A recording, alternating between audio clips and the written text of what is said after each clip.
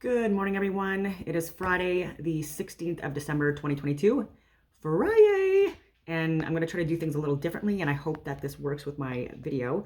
I did have to transfer a lot of data from my phone again to my hard drive, but yeah, I'm going to try to reverse this just so I can share some of the stuff that I look at for these videos. Okay, did that work? Yeah, cool. Okay, so this is the Sendai framework for disaster risk reduction that I was discussing. 37 pages, and I'm not going to go through this. I'm just showing you, but I also wanted to share with you just the stuff I'm talking about. I know a lot of people may be familiar with Eric Dubé. I'm not sure, but if you're not, I highly recommend taking a look at his account and his work and his rebuttals for any type of like bad press or whatever you want to call it that he gets.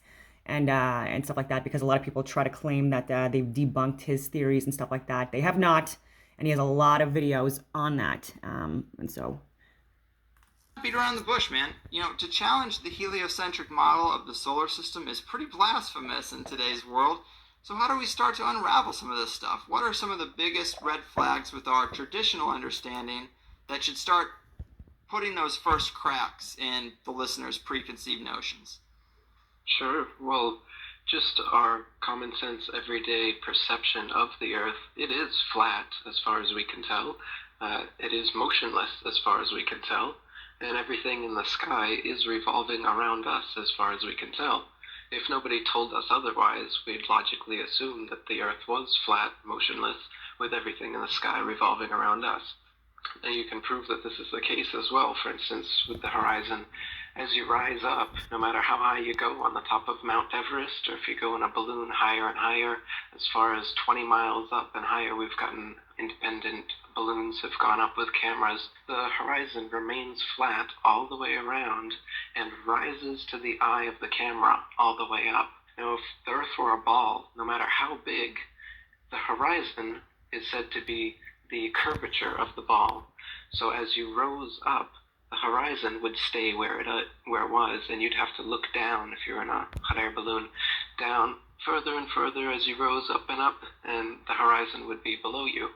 But in fact, as high as any non-NASA, RASA, or other Freemasonic space agency has ever shown us, as far as any independent camera has ever gone up with an independent rocket or balloon, as far as 20 miles up, totally flat and rises to the eye of the observer. So that's one proof. Of course, you can measure curvature if it actually existed. They say the ball Earth is 25,000 miles in circumference, and using spherical trigonometry, it figures out to 8 inches of curvature per mile squared. A mile is squared, so for 2 miles, it would be 2 times 2, 4 times 8 inches, 32 inches. And for the third mile, it's 3 squared, which is 3 times 3, 9 times 8 is 72.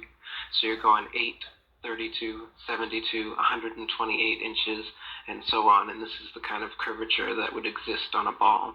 And specifically on a ball 25,000 miles in circumference, as they say it is. Unless they're going to say it's bigger now. Oh, it's actually bigger. It's not 25,000 miles. Methods, lasers, to see if the Earth actually does have that curvature. And it's been tested over and over again and found to have no curvature whatsoever. So I mean, even if they had the number wrong and it was 100,000 miles in circumference, there would still be calculable, measurable curvature that just isn't there.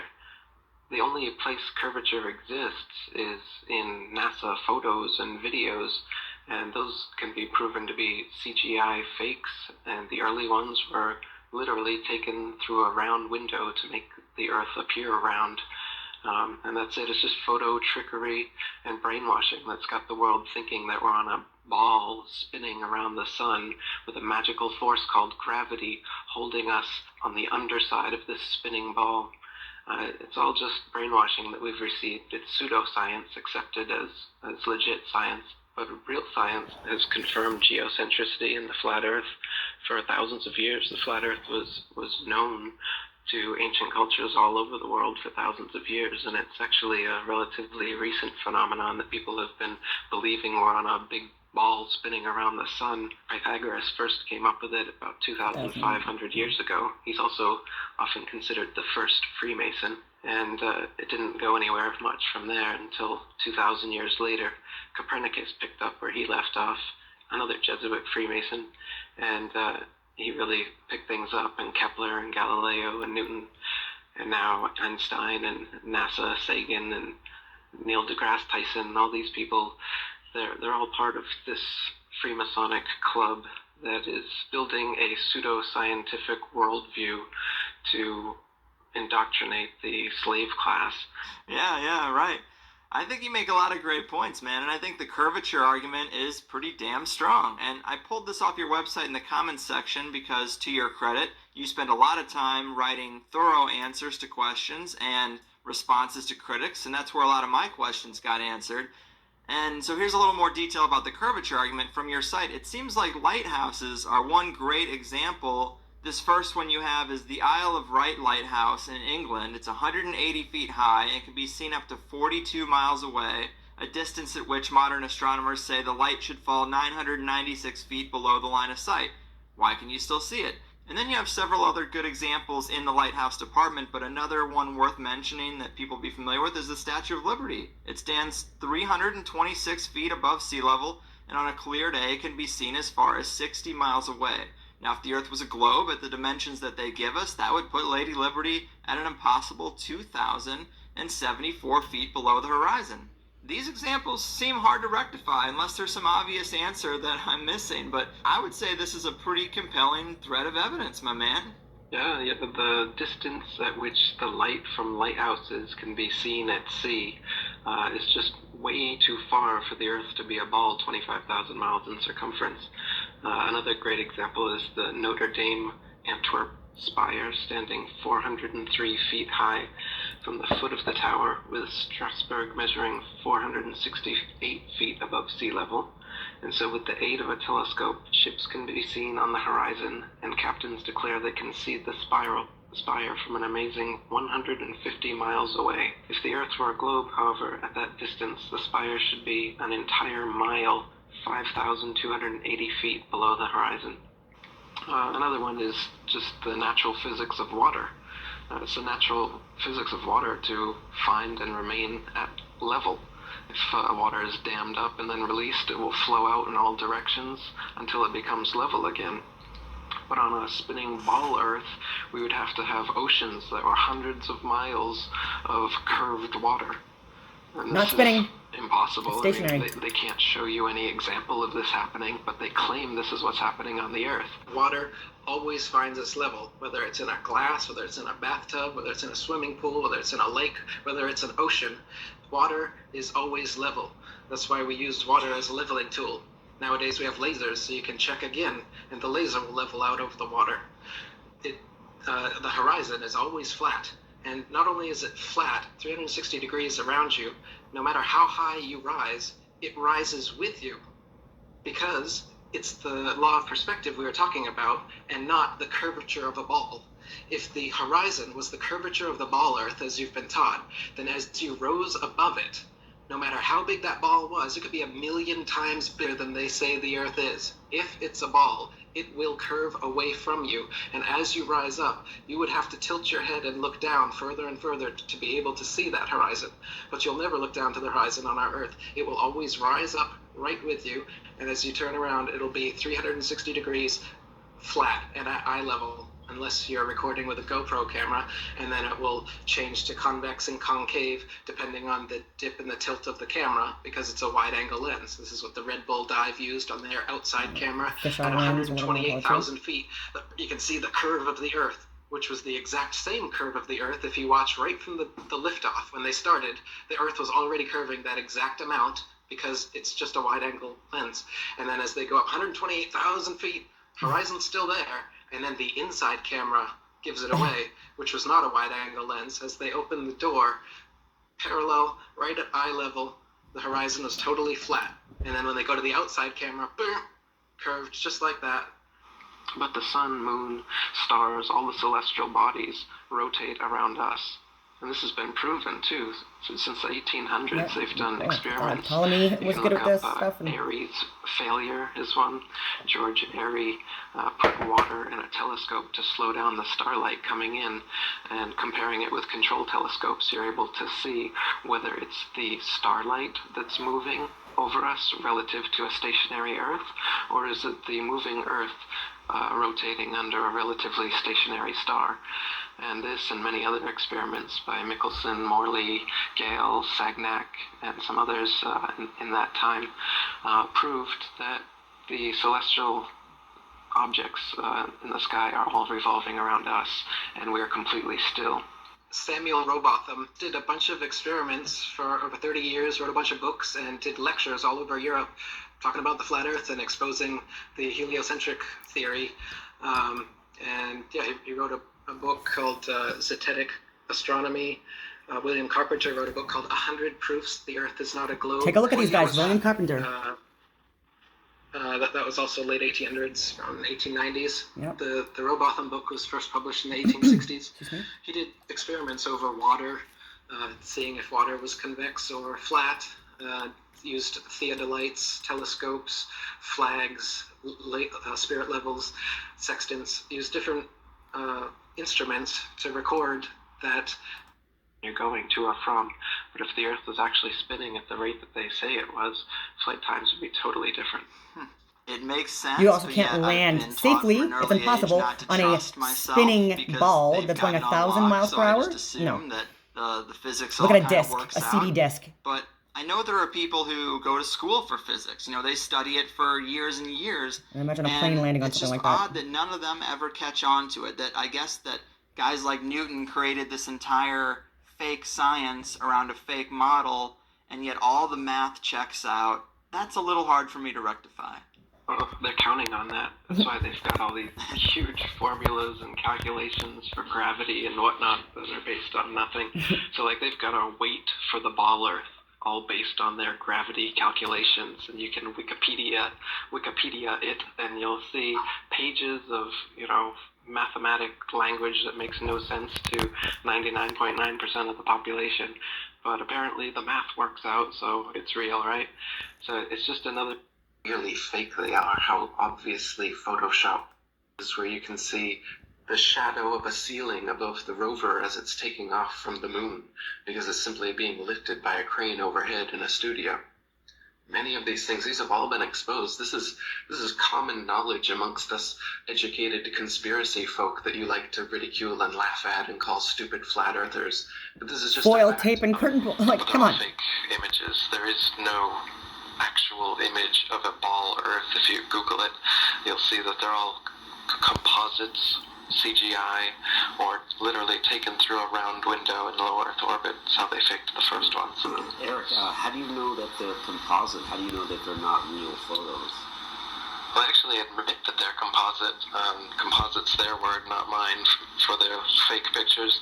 They say that there's satellites out there taking satellite images, and these satellite images, they receive ribbons of imagery, they call them, and then they have to extrapolate the ribbons of imagery out in Photoshop, and they admit it. So they can't apparently just take a photo or take some video out. Data and making pictures out of it? That's what this is, a composite of data sets from several different instruments translated into a picture. In between each orbit? So some of those are painted on. It is photoshopped, but it's has to be. Yeah. Well, and they also say that there's an International Space Station out there, and there's... So that's just like, there's so much. This is like a 2-hour one, but I've gone through hundreds of thousands of books, of research, not just like videos, obviously, but like there's also references, and so here's just an example on his page. This is just one of many. There's so many different websites out there and books out there that debunks a lot of this stuff and shows the science, right? Okay, so this is Santos Bonacci, and this is more because I believe this is like a simulated environment, and so to me, so he's all about the sacred gematria stuff and the occult. not good. Yeah, we need to expand. Yeah, I thought so. It's looking really, really blurry. Now, I don't have many applications open either, so I don't think. At the end of really blurry. Now, I don't have many applications open either, so I don't think. No, all right. I don't think I can fix that now, unfortunately, folks, so we'll have to put up with that. So we reach the Tropic of Cancer 3 months later, then the sun drops. But all of this period is the summer period, the 6 months of summer, from Aries to Virgo. So then we go down, it drops to the Tropic of Capricorn, and then picks up again and goes up to the equator again at the end of Pisces to meet up with Aries. So if we draw that circularly, we have this, and we have, if we put the solstices in, that's what we get that symbol, the cross. This is the cardinal cross, and we want to focus on the cardinal cross, the cardinal signs today. And then sine, cosine waves and stuff like that as well as the serpent. Cardinal signs. Most of the energy is there. They are angular. These are the 4 angles, the 4 directions, the 4 winds. We've got Aries over here, we've got Cancer over here, Libra over here, and we have Capricorn over here. So, Aries, Cancer, Libra, and Capricorn. Now, I'm going to expand this in a moment because we're going to need it. It's very blurry today. But what happens is these angles are the most influential in all the year because they are opening the seasons. Okay, now let me show you how that happens. So what I'm going to do now, folks, is I'm going to draw this circle here. I'm just going to expand this circle and ignore the rest. So we can see the equator will be here. I'll keep the equator there, and then I'll keep that axis of the solstices. So this 90-degree perpendicular line describes the solstices. This is the equinoxes, March the 21st over here, and September the 21st over here. And then we have June the 21st here, and we have December the 21st down here. So let's expand that, shall we? And what we've got now is this. Okay, so the Tropic of Cancer is now up here, and the Tropic of Capricorn is down here. Okay.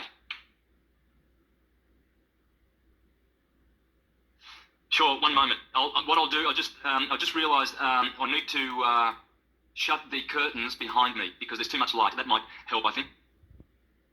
Yep. Okay, so can you just... Yeah, lovely. All right, I'm going to try and get some more light onto my board here, folks. Yeah, that's going to help immensely. Tell me if that's better too. I've got the light on there. Let me know, folks. Okay. All right.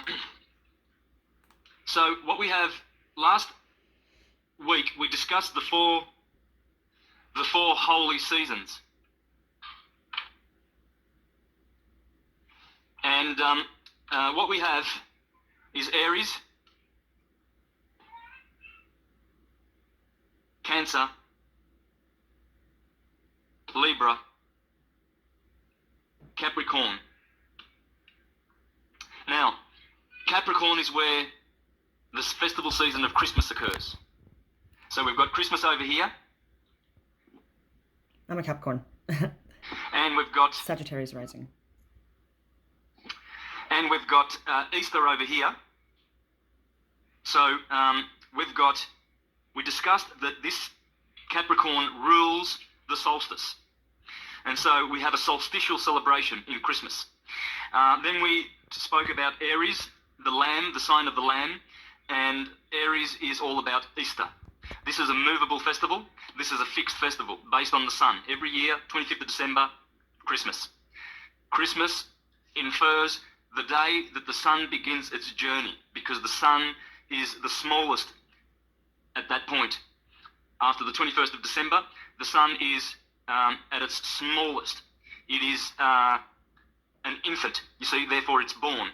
And we discussed how January is here. January is Janus, or January the baptizer. And then so the sun gets baptized in the wet season, January. Then February turns up. Februar in Latin means purification. So we found that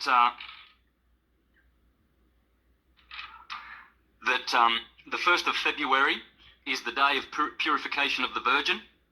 So we have the 1st of January was Circumcision Day. That's what's the name of it, of January the 1st.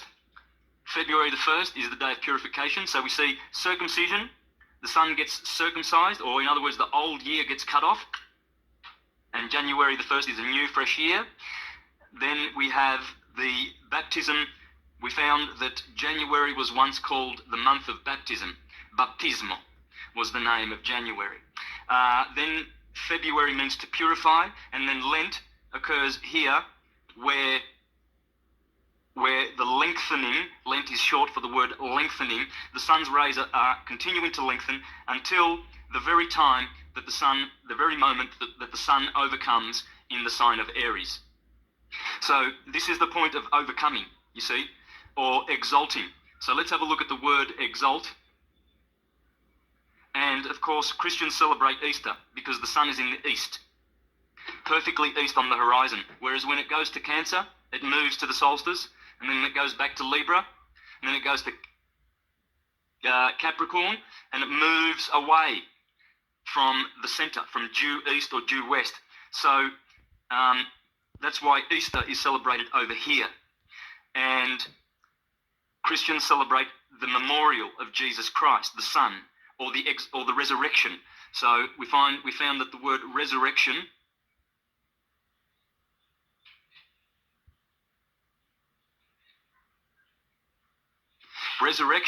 has the same inference as exalt. To exalt, to overcome, to resurrect. See, the sun here, the sun has overcome the forces of darkness and winter. And so you have the Lamb. Aries is there. Now, you folks who live in the northern hemisphere, you'll look around and you'll see a lot of white blossoms on the trees. You'll see a lot of... Sorry, I want to This is Symbols, Sex, and the Stars by Ernest Busenbark. This is just like page 32 of 413 pages. I listen to this stuff where I just press this button if I... which meanwhile has retrogressed toward the west 2 hours, 38 minutes. Because of this retrogression of the nodes, eclipses are repeated in the same order in 18 years, 10 or 11 days. This 18-year period, called as Saros, was anciently reckoned as 6585 v6 days, and is equal to 19 ecliptic years of 346.6 days. The correct length is 6,585.23 days, therefore, the error was not more than 1 day in 1800 years. This period was familiar to the early Chinese, Hindus, and Babylonians, who also reckoned it as equivalent to 223 synodic months, or 242 dragon months. Another ecliptic period which came into use in the West about 300 BC, consisted of 235 synodic months, or approximately 19 solar years. In the Chinese record, I hear that already. Vehicle's running. Called the Suki of Sumachi, and mention is made of the 19-year lunar period being put into use in China by Wang Ti, the Yellow Emperor, 2698 BC, or more than 2,000 years before Meta introduced it to the Greeks. It is only once in 8 years, or more correctly 99 months, that full moon coincides with the longest or shortest day of the year. This octennial period is the shortest cycle, at the end of which the sun and moon really mark time together. After having overlapped throughout the whole 8 years, it furnishes the basis for a calendar which brings lunar and solar time into reasonable, although not exact, harmony. As regulator of fate, very few books are available from which a reader may form a fairly clear picture of the beliefs which were based upon the moon's movements and phases, yet moon worship was the basis of one of the very oldest and most widespread cults the world has known. Before it was superseded by the so-called ethnic religions, moon worship had left a lasting impression on the customs, legends, religions, literature, and governments of people in all parts of the world. Doubtless the principal reason for the lack of information about this ancient religion is that by the time man had learned to write and to leave written records, the sun was already replacing the moon as an object of adoration. One of the oldest clay tablets in existence records a reformation of the calendar by King Sargon of Babylonia, about 3000 BC, to make the year begin with the entry of the sun into the zodiacal sign of Taurus, at the spring equinox. It is evident, therefore, that as early as that time the cult of the sun was challenging the older cult of the moon for supremacy. Although the moon cults declined in importance with the rise of the newer beliefs, moon worshippers continued to build temples in her honor. Long after many places had adopted the sun as the central figure of their religious system, others continued to worship the moon, while, in some cities, followers of both cults were to be found worshipping harmoniously side by side. In fact, sun worship does not appear to have existed as a distinct and wholly separate system, but was simply grafted on the older cult, and after the two became fused, the sun eventually became the dominant figure. For this reason, both sun and moon motifs are usually found even in the earliest recorded myths. It is not clear whether sun worship and its many myths began to develop before the beginning of astronomy and astrology, or whether they developed simultaneously, but it is evident that as the new cult took root, new deities were created, and the scope of the religion was greatly enlarged, making it more complex and giving it a new orientation. The profoundly religious character of this early period was a dominant social factor, and every phase of life had a religious background or origin. The literature, architecture, crafts, dress, customs, myths, legends, festivals, and the sciences, or pseudosciences, of astronomy, astrology, symbology, philology, numerology, and the more recent outgrowth of Oriental mysticism expressed in the Kabbalah, were all influenced by or derived from the astral character of the primitive religious systems. The evidence seems to indicate that a nation's myths and superstitions are more resistant to social upheavals and die more slowly than any other elements which determine the national character. Although a nation may be destroyed, its myths and superstitions may survive for centuries after their origin and significance are forgotten. In the folklore of the most enlightened nations, remnants of these ancient beliefs are still to be found in a great mass of myths, fables, legends, stitions which are firmly believed by persons who little suspect their origin or extreme antiquity. By gathering from here and there, these bits of debris from former civilizations and placing them together, we can form a link between past and present more revealing than is to be found in the dry pages of standard histories. From the earliest periods of which we have record, the moon was thought to exercise a strong influence on, if not actual control of, all organic life, both animal and vegetable. In what were regarded as favorable aspects, she was believed to exert an influence on the raising of crops and animals, on fecundity and childbirth, weather, commerce, etc. In her unfavorable aspects, she was thought to be a cause of sterility, lunacy, from luna, the moon, fevers, diseases, especially of women, and in many ways adversely affect man's health and well-being. Having first seen or imagined a connection between phases of the moon and vital phenomena on Earth, primitive man naturally believed that the moon regulated or brought them about. Furthermore, when primitive people lacked a true or scientific explanation of any event, they were inclined to attribute it to a supernatural power which they personified and called a deity. The very name of this planet indicates the extreme antiquity of the belief that the moon is the great regulator or measurer, not only of time but of the fates of men. The Latin derivative is the word mensis, from which is derived our word mensuration. In India it is mean or manu, Sanskrit mas, Persian ma, 2-3 German mond, Dutch mon, Mexican metzel, Greek minus, Egyptian men 8 at an extremely early date. A connection had doubtless been observed between the 28-day cycle of the moon and the menstrual cycle of women, and between changes of the moon and ocean tides. To people of the East, marriage and childbirth have always been the supreme duty and goal of women, and the moon, who they believed controlled or regulated fecundity and the generation of life, became known as the great regulator. Some significance may also have been seen in the fact that the human foetus is fully developed in 7 months, or that gestation of both women and cows takes place in 280 days, or 10 28-day months. Okay, so Robin, stop. Okay, so this is sunflower on COVID-19. This is British MP Andrew Bridgen calls for complete suspension of mRNA jab, full and edited speech. This is stuff that I shared with all levels of government, including our mayors, Jim Watson and Glenn Gower.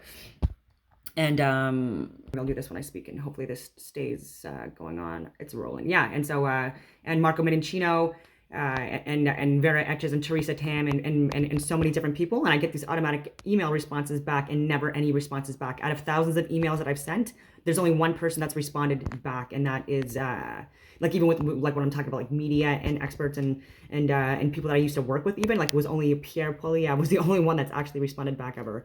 And so say whatever you want to say about him, at least he's like reaching out to and replying to people that that are actual credible sources and can bring a lot of value to Canada with the information that I share and stuff like that. And anyway, and I'm saying that because this is the information that's coming out that I shared personally, even a year and a half, 2 years ago, personally to people in cabinet, in our government. With international reputation, Dr. Asim Malhotra published peer-reviewed research. Repeatedly have given it out, and I shared in my description boxes too. Cessation in the administration of the COVID mRNA vaccines for everyone, because of clear and robust data of significant harms and little ongoing benefit.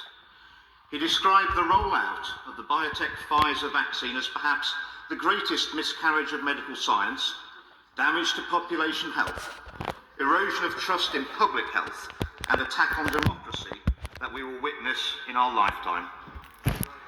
Interesting, Madam Deputy Speaker, there's not been a single rebuttal so far in the scientific literature to Dr. Malhotra's findings, despite its widespread circulation and it making international news. Before I state the key evidence-based facts that make a clear case for complete suspension of these emergency use authorization vaccines, it's important to appreciate the key psychological barrier as to why these facts have not been acknowledged by policymakers and taken up by the UK mainstream media. That psychological phenomenon Look how empty is it is. willful blindness. This is when human beings, And this including should in go this down in the case, history books. institutions, turn a blind eye to the truth in order to feel safe, reduce anxiety, avoid conflict, and protect their prestige and reputations. There are numerous examples of this occurring in recent history, such as at the BBC with Jimmy Savile, the Department of Health and mid-staffs, Hollywood and Harvey Weinstein, and specifically in the medical establishment, the OxyContin scandal, which was portrayed in the mini-series Dope Stick. What's crucial to understand is that the longer willful blindness to the truth continues, the more unnecessary harm it creates. So here are the cold, hard facts on the mRNA vaccines and an explanation of the structural drivers that continue to be barriers to doctors and the public receiving independent information to make informed decisions about these vaccines. Since the rollout in the UK of the biotech Pfizer mRNA vaccine, we've had almost 500,000 yellow card reports of adverse effects from the public. Madam Deputy Speaker, this is unprecedented. It is more than all the yellow card combined reports of the last 40 years. Such an extraordinary rate of side effects, which are beyond mild, have been reported in many countries across the world that have used the Pfizer vaccine, including, of course, the United States. And Canada. Of course, I'll give way to the honourable gentleman. Thank him for giving way. I spoke to the gentleman beforehand. He knows my feelings about the vaccines. I'm a supporter of the vaccines. Many of my family are as well. But I understand where the honourable gentleman's come from. I've had some constituents who have come to me. And does the honourable gentleman agree we need to ensure in this House we acknowledge risks and don't simply relegate them to fine print? What are you talking about? Those who feel they've been damaged by the vaccine should, of course, have the full support of their elected members of Parliament and, of course, the full support of the NHS.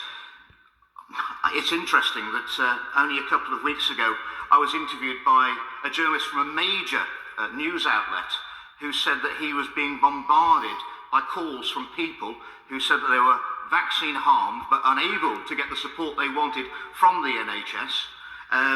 and he also said that he thought this would be the biggest scandal in the medical history in this country.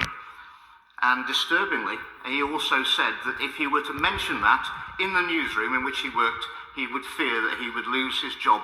And it is this conspiracy of silence that we need to break. Madam Deputy Speaker, it's instructive to note that traditionally, according to pharmacovigilance analysis, when it comes to serious adverse effects, what is actually reported by the public is thought to be only represent 10% of the true rate of serious adverse events occurring within the population. The gold standard of understanding the benefit and harm of any drug comes from the randomised controlled trial. It's the randomised controlled trial conducted by Pfizer that led to the UK and international regulators approving the biotech Pfizer mRNA vaccine in the first place for administration. Contrary to popular belief, that original trial of approximately 40,000 participants did not show any statistically significant reduction in death as a result of vaccination, but it did show a 95% relative risk reduction in the development of infection against the ancestral. Not even listening, not listening, not listening, not listening, not listening. However, the absolute risk reduction for an individual was only 0.84%. In other words, from their own data, Pfizer revealed that you needed to vaccinate 119 people to prevent one infection. The World Health Organization and the Academy of Medical Royal Colleges have previously stated and made it clear that it's an ethical responsibility that medical information is communicated to patients in absolute benefit and absolute risk terms. This is to protect the public from unnecessary anxiety and manipulation. Very quickly, through mutations of that original strain, indeed within a few months, fortunately, it became far less lethal. And it quickly became apparent I'm not on board with that. there was no protection about against jump 3. infection from the vaccine at all. And we were left with the hope that perhaps these vaccines would protect us from serious illness and death. So what does the most reliable data tell us about the best case scenario of individual benefit from the vaccine against dying from COVID-19? Real-world data from the UK during the 3-month wave of Omicron at the beginning of this year reveals that you'd need to vaccinate 7,300 people over the age of 80 to prevent one death. The number needed to be vaccinated to prevent a death in any younger age group was absolutely astronomical. enormous. I will, of course, give way to my honourable friend. Astronomical. Very grateful Please, to giving way and please, for people, listen to bringing this. debate to the House. It's a very important debate that we should be having. He's just talking there about the relative risks for different cohorts of the population. He will remember that when the vaccine was first announced, the intention was that it would only be used for those who were vulnerable and the elderly, because, as he says, the expectation was that the benefit to younger people was minor. Do you think it would be helpful? Does he agree with me that it would be you don't helpful for the aspirate listener needles. to explain to us why the original advice that the vaccines would only be rolled out for the older population and would not be used for children in particular, why that original advice was laid aside and we ended up with a rollout for the entire population, including children? In Canada? Thank Why my Canada? honourable friend, the member for Devizes, for that intervention and his support on this very important issue. Of course, it's important that the government justify why they're rolling out a vaccine to any cohort of people, in particular our children. He will recall in the Westminster Hall debate that we questioned the validity of vaccinating children who have minimal risk, if at all, from the virus, but there's a clear risk from the vaccine. And I will again report on evidence from America later in my speech regarding those risks to particularly young children. So, in other words, the benefits of the vaccine are close to non-existent. Beyond the alarming yellow card reports, the strongest evidence of harm comes from the gold standard, highest possible quality level data, a reanalysis of the Pfizer-Moderna's own randomised controlled trials using the mRNA technology published in the peer-reviewed journal Vaccine, revealed a rate of serious adverse events of 1 in 800 individuals vaccinated. These are events that result in hospitalisation, disability, or are life-changing. What is most disturbing of all, however, is that of those original trials suggesting that someone was far more likely to suffer a serious side effect from the vaccine than to be hospitalised with the ancestral, more lethal strain of the virus. These findings, Madam Deputy Speaker, are a smoking gun suggesting that the vaccine should likely never have been approved in the first place. They should in not the past, have. vaccines have been completely withdrawn from use for a much lower incidence of serious harm. For example, the swine flu vaccine was withdrawn in 1976 for causing Guillain-Barré syndrome in only 1 in 100,000 adults. And in 1999, the rotavirus vaccine was withdrawn for causing a form of bowel obstruction in children, affecting 1 in 10,000. With the COVID mRNA vaccine, we're talking of a serious adverse event rate of at least 1 in 800, because that's the rate determined in the 2 months that Pfizer actually followed the patients following their vaccination. 2 months. Unfortunately, some of those serious events affecting, such as heart attack, stroke or pulmonary embolism, will result in death, which is devastating for individuals and the families they leave behind. And many of these may take longer than 8 weeks post-vaccination to show themselves. An Israeli paper published in Nature Scientific Reports showed a 25% increase in heart attack and cardiac arrest in 16 to 39-year-olds in Israel. 25% in 16 to... Israel, like, I can't. Which is looking at the level of myocarditis and pericarditis in people who've had COVID and those who hadn't. It was a study, I think, of 1.2 million who hadn't had COVID and 740,000 who had COVID. The incidence of myocarditis and pericarditis was identical in both groups. This would tell the House that whatever is causing the increase in heart problems now, it's not due to having been infected with the COVID-19 vaccine. It was accepted by a peer-reviewed medical journal that one of the nation's most respected and decorated general practitioners, Honorary Vice President of the BMA, and the Labour Party's Doctor of the Year, Dr. Kailash Chand, likely suffered a cardiac arrest and was tragically killed by the Pfizer vaccine 6 months after his second dose through a mechanism that rapidly accelerates heart disease. In fact, in the UK, Madam Deputy Speaker, we've had an extra 14,000 out-of-hospital cardiac arrests in 2021 compared to 2020, following the vaccine rollout. Many of these will undoubtedly be because of the vaccine, and the consequences of this mRNA jab are clearly...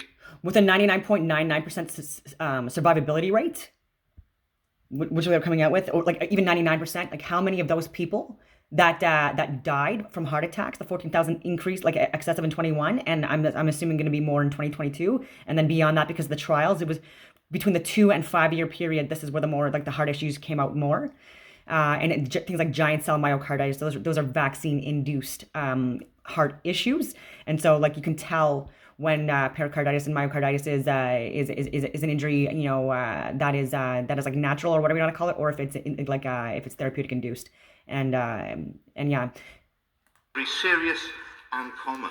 And then also I was going to talk about this, but like how many suicides, like excessive suicides in Canada in the 21 like during the lockdowns were there, and how many of those people that kill themselves because of the mandates and being forced in like in lockdown and all these other things, how many of those people would still be alive? Like even if they had COVID, and we need to talk about this stuff more in Canada. The ministers. Until people start getting it, right? I will, yes. I'm very grateful, and I think he's making a very interesting and important speech, and in particular he's giving a lot of detail about the Pfizer vaccine. Does he have similar concerns about other vaccines? He did say Pfizer, Moderna. And if so, will he be talking about those later in his speech? I thank my honourable friend for that interjection.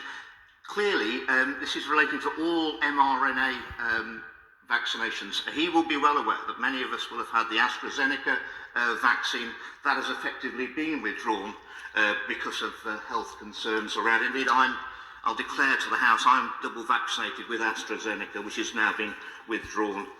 The ministers may understandably wish to defer responsibility for a decision such as withdrawing the vaccines from the population to the regulators, such as the MHRA, or in America it'd be the FDA, historically, when undertaking the approval of any drug, the regulators themselves ultimately end up relying on the summary results of the drug companies in their sponsored trials, where the raw data is... Yeah, if anyone was giving me any scientific data from Pfizer, I wasn't even looking at it.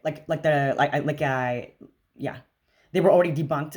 Kept commercially confidential. I've shared, it's on my description in my comment sections in most of my videos. Conflict of interest. Actually, wait a minute. Also, this is the stuff that I again, that I was sharing with all levels of government. So this is what I was talking about, like the original trials, and how COVID-19 unrelated to levels of vaccination across 68 countries and 2,947 counties in the U.S. alone. The excessive deaths, Kieran Moore's leaked memorandum where he even admits that this stuff is not working, and provisional deaths, excessive all of this stuff, waning immunity, natural immunity, all this stuff even a year and a half, 2 years ago I had access to, and 3 years ago, and that I was giving to our government, and none of them were looking at this, and these are references that I give as well for my stuff. This is the Great Fire of Miramichi, Ottawa mud floods, lost history of Earth, giant petrified trees, lost Canadian history. There's so much in here, too, about the important stuff, because we're still not aspirating needles. So these are the myocarditis and pericarditis following vaccination with the, there's just so many inflating numbers in Ottawa alone, between 66 and 80%, depending on the age group. Receiving 86% of its funding from the pharmaceutical industry they are supposed to regulate. In effect, Madam Deputy Speaker, we've got the poacher paying the gamekeeper. As pointed out in a recent BMJ investigation into the financial conflicts of interest of the drug regulators, sociologist David Donald Light said of them, it's the opposite of having a trustworthy organisation independently and rigorously assessing medicines. They're not rigorous, they're not independent, they're selective, and they withhold data.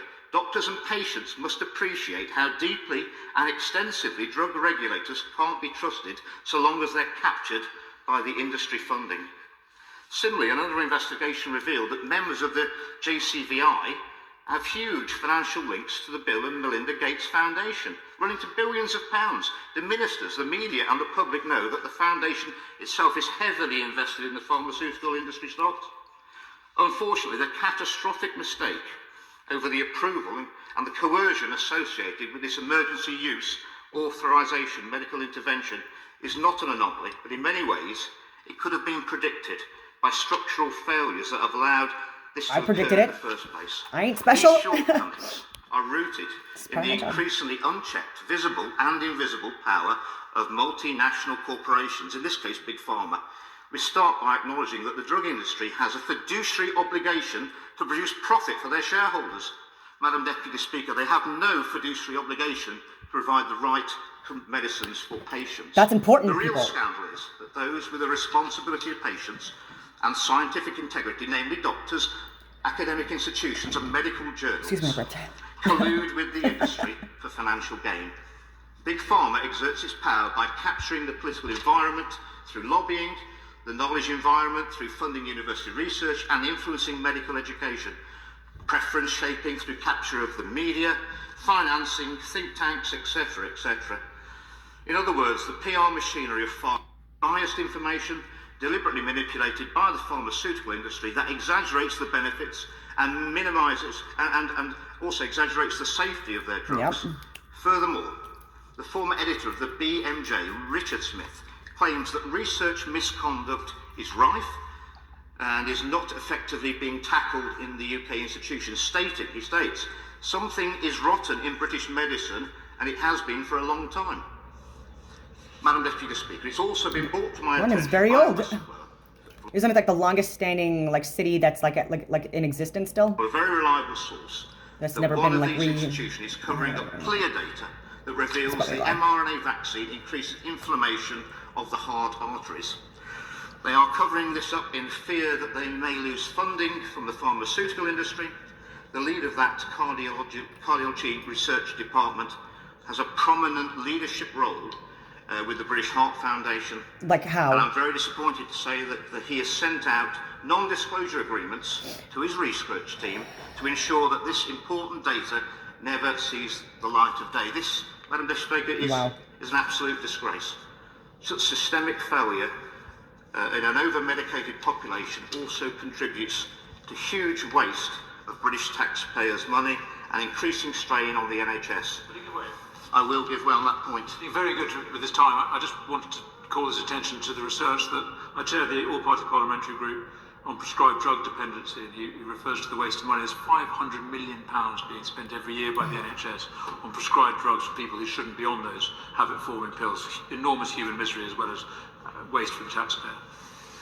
My honourable friend for making a point which only reinforces the items in my speech which the public need to know, and I thank him again for his support. We clearly need an inquiry into the influence of Big Pharma on medications and our NHS, and this has been called for on many occasions, indeed by some very, very influential people, including prominent physicians such as me, former President Ron DeSantis from Florida, and personal doctor to our former Elon Musk.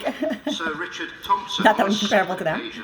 In the last few years, I just have like more information than they probably do on this stuff because of my job. In the Daily Mail, the Guardian, and most recently the I newspaper. We're not just fighting for principles of ethical, evidence-based medical practice here, but we're also fighting for our democracy. The future health of the British public depends on us tackling head-on the cause of this problem and finding meaningful solutions. In 2015, a commentary by Richard Horton, Editor-in-Chief of The Lancet,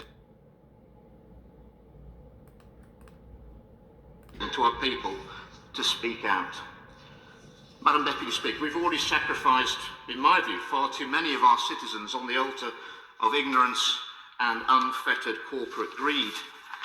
Last week, the MHRA authorised these experimental vaccines for use on children as young as 6 months. And we did that a report in June or March of this year in Canada, criminal. The Journal of American Medical Associations studying the effects of the COVID-19 mRNA vaccination on children under 5 years of age showed that 1 in 200 had an adverse event, which resulted in hospitalisation and had symptoms that lasted longer than 90 days. As the data clearly shows, to anyone who wants to look at it, the mRNA vaccines, they're not safe, they're not effective, and they're not necessary. I implore the government to halt their use immediately, and as I've demonstrated, and the data clearly shows, the government's current policy on the mRNA vaccines is on the wrong side of medical ethics. It's on the wrong side of scientific data, and ultimately, Madam Deputy Speaker, it will be on the wrong side of history. Boom, mic drop, on the wrong side of history. Let's see if I can turn this around. Yeah, and there's unfortunately no excuses for it, because like the information that he's citing and talking about is information that even I with one of my friends who is also in the security industry, like not in Canada anymore, and I'm understanding why, but that we're breaking down these exact stats that he was discussing, and I'm gonna link obviously that video to my my description box, as well as the the studies that I've shared, Dr. Campbell has shared, and so many other people that were even like pro this therapeutic like from the beginning, and I was giving them information as well, and the links to like the data, and even when I was sharing like the original trials like in the like a year and a half, 2 years ago now, like within 12 hours of me sharing it when I got it, like it was already edited and redacted and stuff like that, and you look at the like the timestamps and the dates for that, and that should not be happening. It's all criminal stuff. And so yeah, where were the nurses? Like there's a strike now in Canada because of wages, and it's kind of like frustrating to me that it's during a time that that people generally get more sick, and people are even more sick now because of the mandates and the therapeutics that these nurses that are still working, that they're the ones that imposed and enforced on people and coerced, and there was crazy in Canada, and it still is, right? People are still calling for like lockdowns and masks and boosters, like including people that were calling like that are still employed in government somehow, like Vera Etches and Teresa Tam and Karen Moore and Omar Algabra and Marco Mendicino. These are all people that are still promoting this therapeutic, and I'm really trying to find ways to get past all these censored browsers within Canada. I think people are still looking on Google and things like that. So like you're never gonna see the information that I'm getting if you're on Google. And I was gonna show my proton, but maybe I will at the end just so I don't discuss more of this. So yeah, and so the mandates and the masks, where there's been microplastics and other harmful chemicals and toxins that are now like deep within children's lungs and hearts, you know, like lung tissue and stuff like that, but like internally, and but adults as well. But I'm concerned more about the children again because like they're not able to defend themselves yet, for the most part. Although I was able to defend myself from a very early age. But where was I going with this? Oh yeah, and so they were like not even aspirating needles. I was giving like the scientific like research stuff that so many other well-respected, reputable people were trying to provide to people, and which could have alleviated like these adverse, what I think are like heart issues with giant cell myocarditis or vaccine-induced myocarditis in children because of not aspirating needles that are very large. And so what that is when you jab, like when you look for that, it's intramuscular is how it's supposed to be provided. And so when you don't aspirate the needle, when you put it in, if you draw back, if there's blood, then you take another needle and find another location. And then when you draw back, if there's no blood, then you jab, right? And so like all over Asia, I was showing videos that they're still, that's how they train, and they were doing it throughout, right? So it's very quick. So they were doing like the pullback, and I've showed that in my links as well. And so like it's very alarming that 1 in 4,000 to 6,000 people like these intramuscular therapeutics, like the stats would be like that they would that would be the amount that would cross the blood barrier and then cause all these inflammatory issues. And so this is stuff that for the like at least 2 years, like people like me have been trying to share with all levels of government as well, and Public Health Ontario, and again like my nurse doctor friends, and so where were these people then? Like, you know what I mean? Like, why were they not upset like during all of this? You know what I mean? And when Omicron variant came out, like within a week after like these therapeutics were imposed, like were authorized for children last time, like around this time frame, during a period again where people already do generally get sick because of like the various cycles, and like when inflammatory cells shed, like there's health benefits and stuff like that as well, and then just natural illness in areas when like during certain cycles as well, especially when you're less healthy, right? And so like again, I'll go with teachers too. They were like striking just this past fall for money as well. But where were they when like mandates, like when kids were locked down, like not able to go to school? Where were they when they were getting forced jabs, or when they were forced to wear masks? Where were these people? Where were they? Like where were they? Were they at the freedom convoys? No, they were not. Unless they were going against it or complaining about it, and that was only 2.5 weeks. And it's staged and funded by the same people that do the same types of crisis, like acting events all over the freaking world in varying degrees. And it only got bigger because again, people like me were repeatedly sharing information to people that I used to work with and around. And when I started saying that this was a lab leak, like right early on, like people at that point had already they were so like nope, not willing to listen to what I was saying. And so but like I've been speaking out on this stuff, like even again on these social media platforms, so that it's not like I can't like back up what I'm saying. And so like I already called the convoy before I came to Ottawa. I like let a lot of people know that it was coming, that did not know it was coming, and they actually pushed it to the higher levels of their organizations, and I was thanked. But again, it's like anyway, it is what it is. And then with the Russian-Ukraine war, like I called that obviously before like it came, and like around the time frame as well. And then when I was like the Ukrainian like spokesperson, like that was representing Ukraine on like the war front, like how she got fired and why, and I was calling out again like what she was saying was lies, saying that like Russian soldiers were doing things that they were not doing, crimes against humanity, against women. And again, this was eliciting emotional responses in people.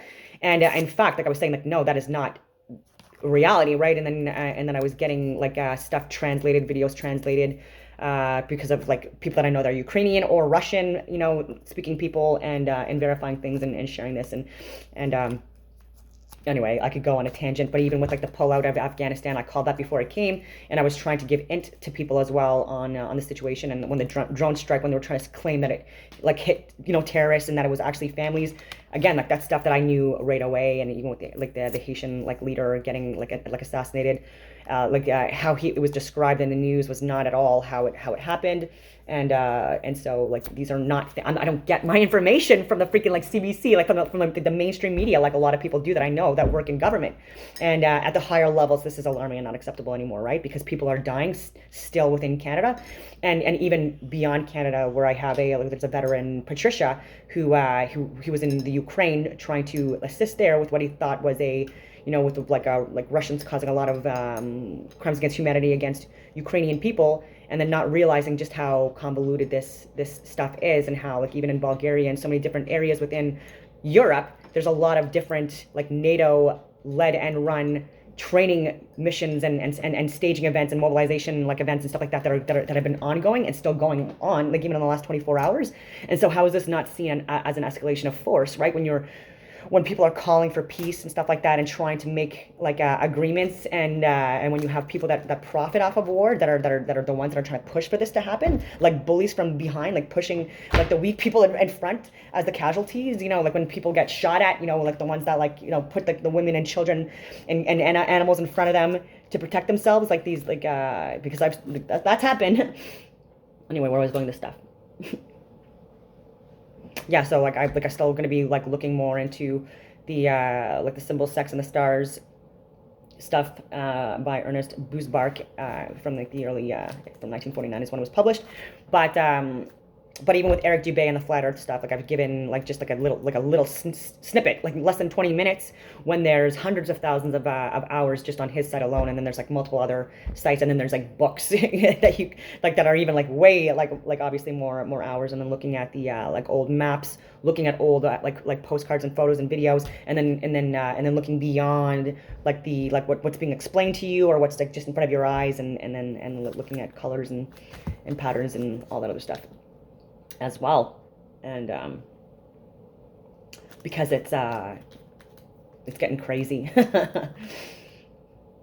Yeah, and like even with like all the stuff that I'm looking into, this is just me trying to tell you that like this occult, like hidden symbology stuff, like this sun and moon worship stuff, this has been like before, for like since like the dawn of time, or whatever you want to call it, in this multidimensional simulated environment that is impacted by electromagnetic frequencies, waves, whatever you want to call it, and how in various different like Polynesian, like Japanese, Chinese, like Eskimos, like they even had like sun and moon worship, and they were brothers, and so there was always this relationship with the sun and the moon, with being different luminaries and impacting like people differently.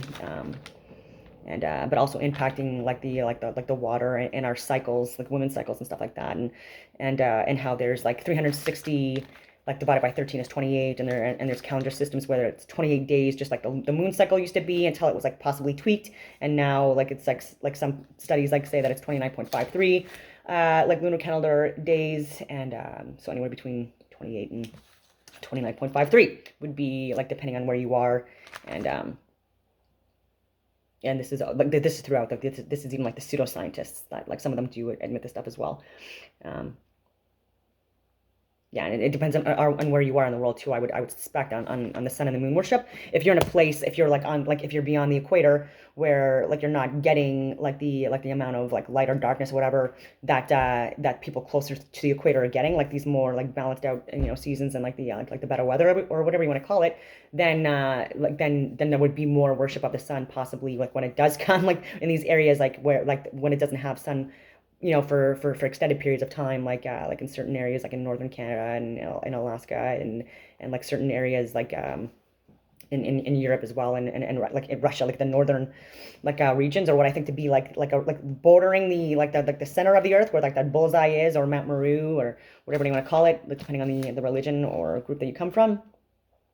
But yeah, so sun and moon worship meant different things to different groups, depending on also how they benefited them, and how they were able to like heal and or like manage crops and stuff like that as well.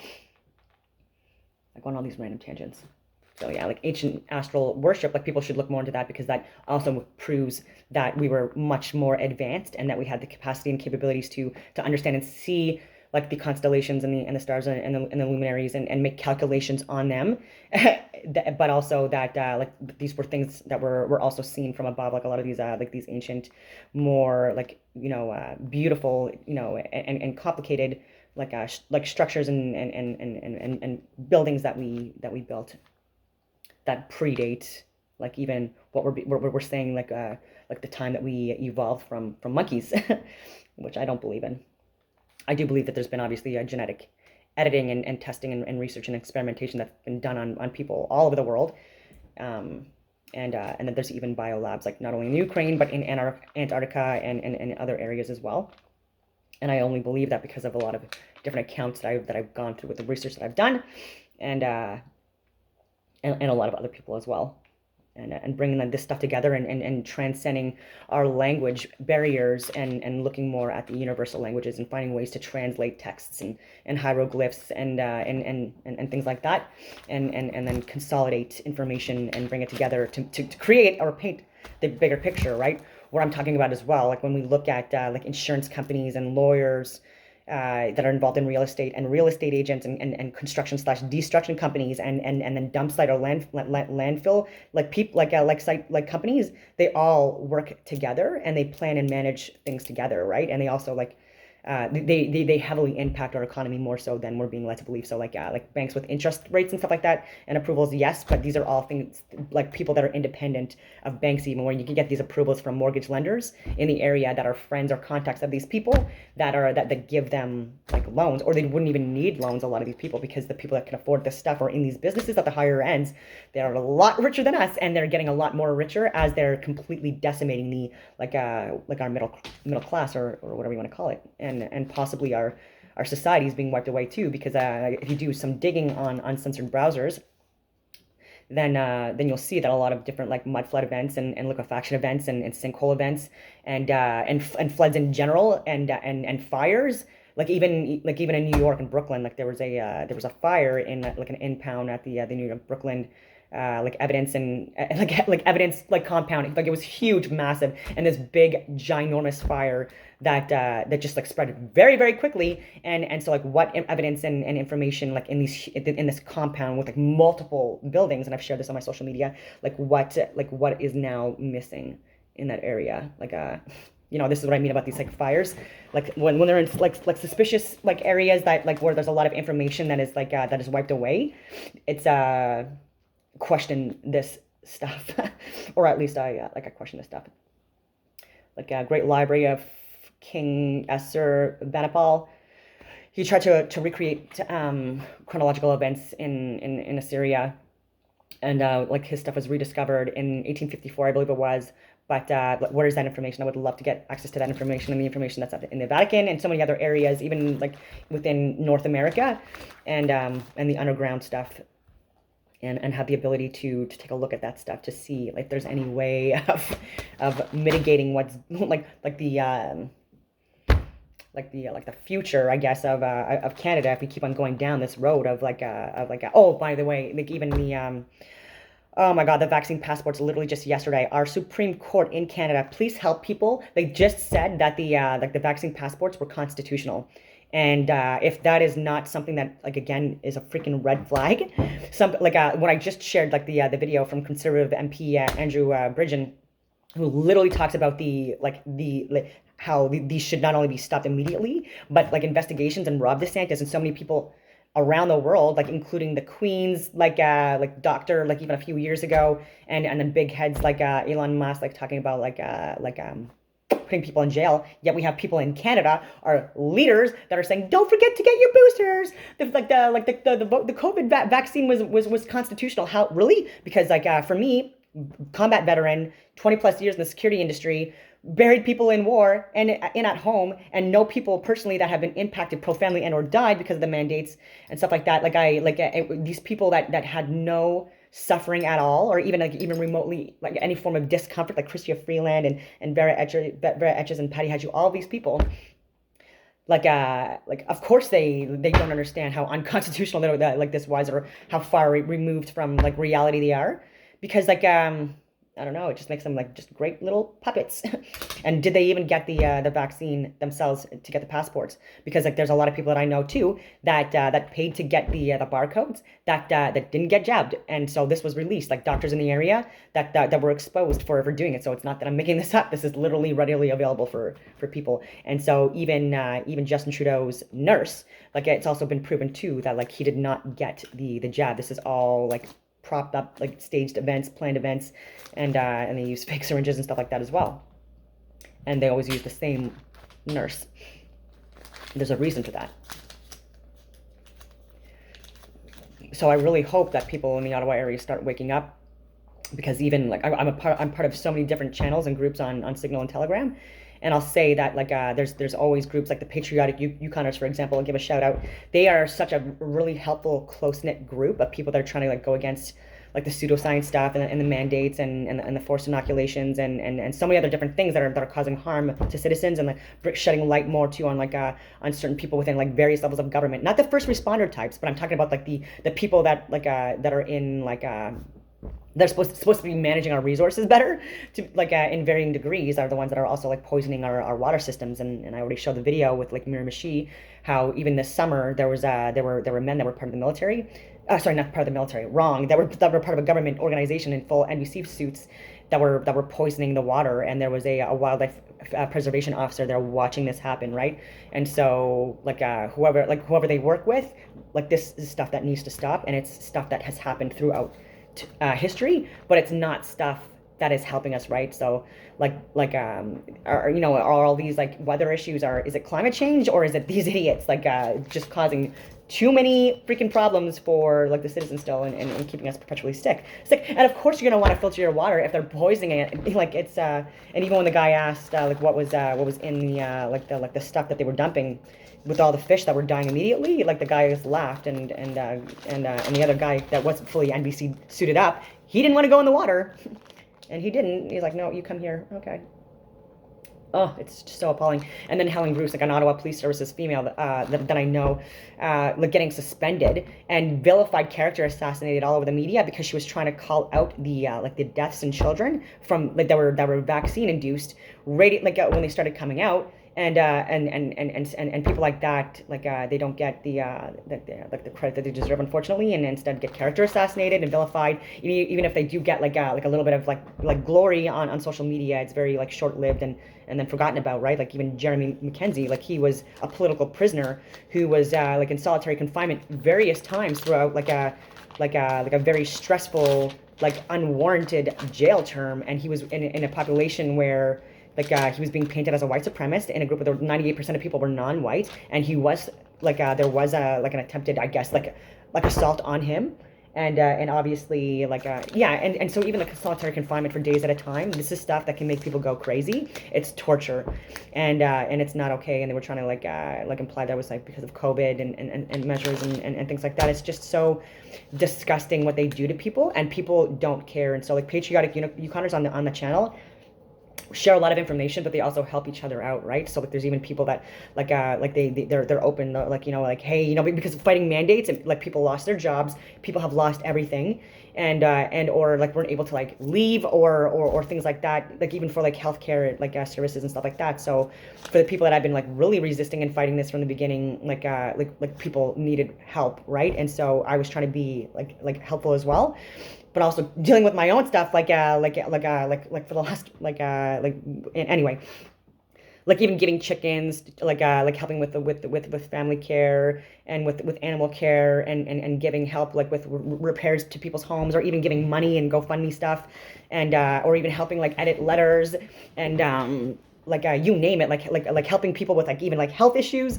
like teeth abscesses and stuff like that, when people were even like nervous to go to, or not able to go to dentists because they didn't have the barcodes, like depending on where you were, like people were forcing whatever they wanted on people, right? And claiming like, oh, they're a private company, but you're saying that you're a healthcare company, but you're a private company, so what are you? Like flavor of the week. Like even the veterinarian hospitals here, that's also a sick care industry where they cause harm and also good. They're also needed for obviously animals that actually have real injuries, but they also create injuries through like the to the stuff they give as well. And I've personally experienced that, like with Smokey, and it really like, obviously if you looked at my social media during that time, I even called it all morbidly obese because she was, and the fact that she was like harming my dog and causing worse issues, and I was saying like, everything that I'm looking at, the research that I'm looking at, like, makes no sense what you're doing. And then I finally like stopped like everything, and then he started getting better.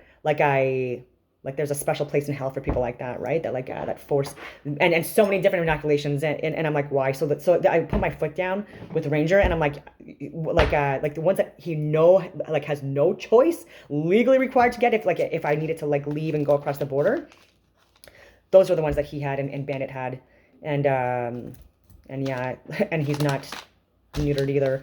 And that's in itself its own thing where we're trying to control and manage a population, and we're making things worse, and causing a lot of harm to animals that would say no to these operations or procedures if they had the ability to speak. And something that I still cry about when I think about, because I know that Smokey would have not agreed to me doing that to him, had he been given the choice. And he was aware of what happened to him, and as soon as I picked him back up from the vet, yeah, it was a lot for him, and for me to it's just, anyways, maybe I'm overthinking things, but I do think that animals do have a lot more emotions and feelings than we give them credit for. And when you actually treat them better, and you actually like give them proper nutrients, and not just the shitty dog food that you're getting at like a random dog food store, like with that's terrible for them, and not filtering their water, or giving them like proper like quality time, or exercising them, like especially if you're in the suburbs or in the city, if you're not taking them out for at least an hour or 2 hours, especially if they're younger, to have exercise, actually like running free and have exercise and play, then it's actually like dog abuse, right? And so like even with people that I like in my experience that I know that I had as a roommate, right? Like just never walking a very excitable, high energy dog, and it's just yeah, it's hard to watch that stuff. Yeah, so I was talking about like financial stuff. I know I'm well over an hour now, but like and how do you lose like billions of dollars in Canada, or $4 trillion in the US, when there's so many different certifications that you need to have in order to have signing authorities, in order to even like approve a penny. Just to be clear, right? You need to be qualified even to approve at the government level, like funding to be done, right? Because these are taxpayers' dollars, so they all have to be accounted for. And so there's sections 32, 34 signing authorities. So there's actually 2 different officers that have to sign on any form of of money that is approved to be spent. And so how does that go undisclosed, when like even for me, like the budgetary expenses that I was looking at, it was multi-million dollars. Like even with my squadron alone, and I had different like IO, different numbering systems that I had to do. I had to get green procurement. I had to get like different certifications on financial management and TRIMIS and all of these things, as well as the signing authorities like I was talking about. And then like take a look at the budget like very like on a daily basis, and then look at the expenditures that we were incurring, like not just quarterly, like those were like where we were discussing things like in these budgetary meetings at a unit level or organizational level, and then we would manage things like internally within the inter-squadron stuff. If I needed to like move things around in order to assist the other squadrons with their budgets, if they didn't plan appropriately for training and or expenditures like throughout the year that they were supposed to pre-plan, and so yeah, and I was really good at it, and I do have references for that as well, and so I don't. So I know for a fact that that's impossible. So the fact that they actually just like say this stuff and people just allow it to go away, like, oh, like I guess they can lose this money. No, you cannot, because like even for me, even if people were over like over on training missions, because like I was twice a squadron, so like, but I was also the signing authority as well for things that could like be approved at my level, but then it had to go depending on the cost, etc., to the commanding officer of the unit as well. This is all like open source stuff that I'm just trying to give you like for a reality check on how you cannot, like, there's no way this could be missed, right? Because if there's procurement teams, there's financial staff, there's multiple ones, even within a small unit. So at the government level, I know for a fact, like this is not stuff that can be just so easily, like it can't be hidden, right? Because like even things that are like a dollar, like it's like who spent it, like what organization on what on what even, and why, and the justification and stuff like that. So, yeah. And that's why a lot of people don't like working with government, generally speaking, on contracts, because there's just so much like red tape and stuff like that to go through. It's such a long process to even get approvals.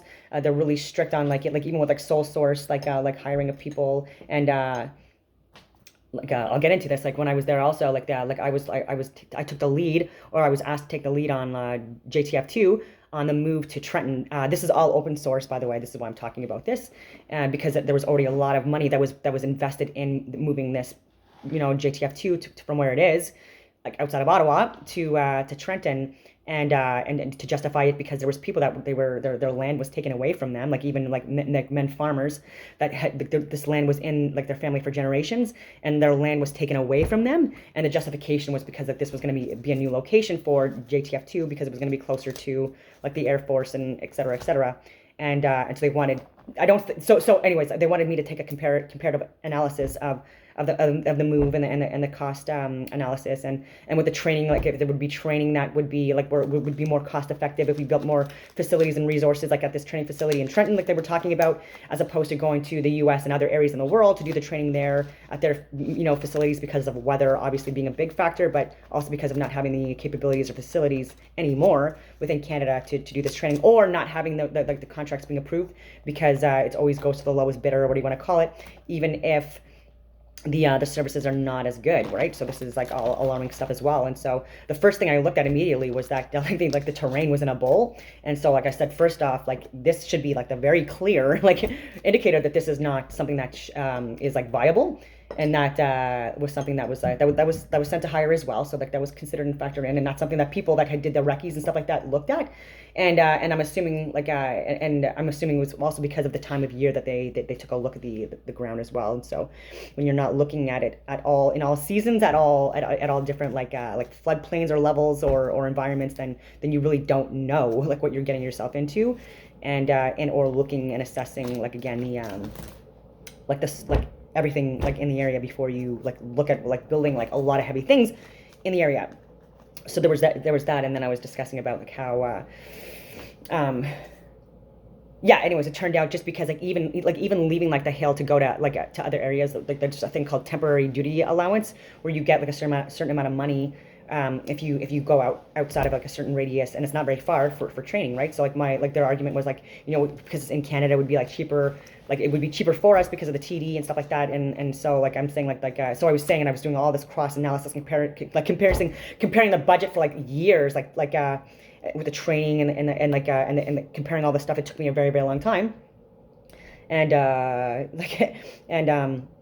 yeah, so I also led to the came to the conclusion that like it would not be at all cost effective to do the move, or to like build more infrastructure for more training like facilities and stuff like that, especially for the para guys or canine or other groups within various institutions where you need to have like an extensive amount of resources and infrastructure, and then also like bringing the point where like for skill fade for various different capabilities, like they need to be like refreshed, within like a very short period of time, 30 to 60 days, generally speaking, depending on how operationally effective you need to be. But so like in Canada as well, again, like a lot of like things based on weather cannot be done, like the high altitude, like a lot of things, and so and this is where like the most money goes towards. So at the end of the day, this is stuff that I reported to the commanding officer. It was just me in the room with him and discussed all this stuff, and he took it under consideration, and after that, like I don't know like what happened, because like after it leaves my hands, like all this like nerd stuff and like breaking everything down and explaining it all, like obviously they didn't move, and so like I'm wondering like anyway, I think that was a good move though. And also like the biggest thing I wanted to say about that as well, which I almost forgot to say, was that moving it away from Ottawa, like that would take billions of dollars away from like the core like of Ottawa, right? And there's so much that's heavily reliant and dependent on the hill. JTF2, I'm not going to say exactly where it is, obviously. I won't even say the town it's in, but like it's on the outskirts of Ottawa. But it brings in a lot of people, it brings in a lot of money, it brings in a lot of infrastructure, and there's a lot of training. There's and it's an elite level group, right? And there's also training that's done, like soft planning courses and stuff like that are done with all levels of government. So there's the interoperability piece, right, where they're also working with like CSIS and CSEC and global affairs and the heads of departments like the parliamentary services and heads of RCMP. Like these are all within the Ottawa area. So if they were to leave, like that capability or asset would make essentially the economy possibly, like not as great at all. And this is also things that lead to like these ghost cities, and in areas where you don't look at the impact of when you move like major contributors for so many different like reasons, like outside of an area that there's a lot of impact to that. And so if they leave, like, again, like even like the underlying like not only do they work, like with of service within government, but they also rely on like the nurses in the area, doctors in the area for like if and when they like get sick or need like dental like assistance, and so they employ a lot of people in the area too, like indirectly as well. Gyms, a lot of people that are government employees that go to gyms, they get massages, they buy food in the area. And so if like a big piece or like the spear is gone in the area where the capital region is, then there's even that like ability to react to convoys and stuff like that's not mitigated or factored in. I go on all these tangents, but I was freaking walking the dog, not walking the dog. Well, I was walking them, but like I'm driving like them first. But like I was parking. And I took my Bluetooth off my phone because I don't listen to radio, and especially not in Ottawa. But as soon as I did, I heard them like they were promoting freaking Paxlovid on the radio here in Ottawa. So on the 15th of December 2022, when Paxlovid is if you look at the trials, not good. Paxlovid gives people COVID, so and even Jimmy Dore and so many other people were saying that even this summer. Fauci admitted this over a year ago. This is something that leads to COVID, right? So why are we doing this? Why are nurses striking for money now instead of striking last year, like when kids' lives were at risk and kids did die? That's why I'm a little upset about this stuff, and with teachers as well, right? Ones that weren't fighting mandates. My sister definitely was. I won't say obviously not like me, but she's definitely one of the ones that were also resisting the mandates and speaking up on this stuff in a much more diplomatic and peaceful, professional way than me, because I'm more dramatic. But yeah. And amount of respect for the people that are in jobs where they do resist and they do speak out and lead from the front. And we need more of that and less sellouts. They're still trying to like Andrew Bridges was saying, like ego and anxiety and like just like their own people's own discomfort of being called out for like what they've been doing to Canadians now since the start of the pandemic. This is what is stopping us from moving forward in a more healthy way. And it's unfortunate that it had to come from the UK. That Canada could have been on the front of this. We could have led from the front for the world, even during the convoy, like over a year ago, and given this information, because I was even giving that information that he's talking about. I was even giving that information to our cabinet ministers and media and Bill Carroll in the morning, who I don't even know if he's Canadian or lives in Canada, but he has a lot to say in Ottawa. So I don't know. And he's really good friends with Andrew Leslie and CTV and Liberal members here. So anyway, but these people need to be fired already and held accountable. And that's not going to happen if people don't start emailing these people and calling and or writing letters. And there's just we need this to stop, and people are, again, they only stop once we make them stop peacefully, obviously, like I was saying. Yeah, Jagmeet Singh, they're making a mockery of Parliament, and people are trying to say he got booed and laughed at when he was talking about being a future prime minister, and that shouldn't be something that people laugh about, right? For me, that's such a disgrace in how in a cabinet meeting. That's what's happening to people, and that's how these people that are laughing at Jagmeet Singh, they're also laughing at us because they don't take anyone seriously about anything, even actual experts in their fields. And it's a farce, and they have the platform, they have the money, they have the resources, they have the censorship capabilities to stifle like the truth from coming out. And I'm really hoping again that people like me that have been on this stuff, that we get more support now that like a lot more stuff is being called out. Biden's laptops, the diaries, like, come on. I was gonna go into like pre-flood goddesses and matriarchal systems, and how there was a time when again we were more like living in harmony, and there was more pleasure, there was more healing, there was like less oppression and slavery, and things like that, and I think that we could possibly get back to a time like that if we we address like these big like elephants in the room, because there's so many that about the reality of the world, like even the theory of evolution and things like that.